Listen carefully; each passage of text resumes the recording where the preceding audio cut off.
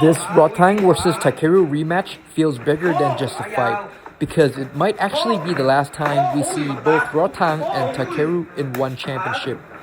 Rodtang is reportedly taking this fight under a special contract outside of his normal deal, which suggests he wants a bigger payday. And with him now linked up with Buakaw's manager, it raises a serious question about where his career is heading next. Are we watching Rodtang position himself for a move to MMA? Maybe even towards the UFC, where the money and opportunities could be even bigger. At the same time, Takeru will likely come in with a smarter game plan. And one of the biggest adjustments you can expect will be him adding more body kicks to slow Rodtang down, break his rhythm, and drain his pressure over time, instead of just getting dragged into Rodtang's kind of fight. So this rematch is not only about revenge and tactics, it could also be a turning point in the mixed martial art organization. Rodtang vs Takeru 2 is set for One Samurai, the inaugural event in Tokyo. Takeru's recent win looks amazing. He looks sharp. He was combining low kicks with his right hand.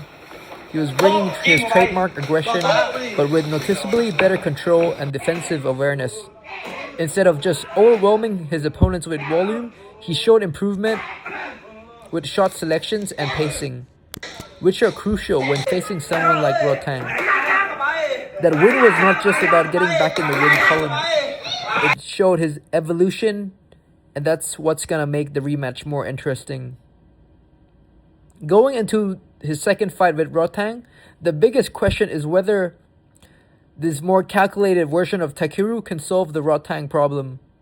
In their first fight, Rodtang's pressure, durability, and willingness to trade made it extremely difficult for Takeru to establish his rhythm. And although Takeru now looks like a fighter who has better understanding of how to beat Rodtang, the challenge is still enormous.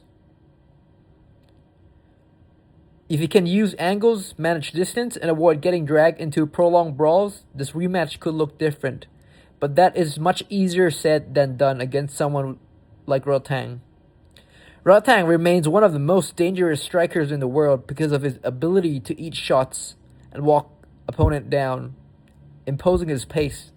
And even an improved Takeru that beat Dennis Purich, it's probably not enough to beat Rodtang.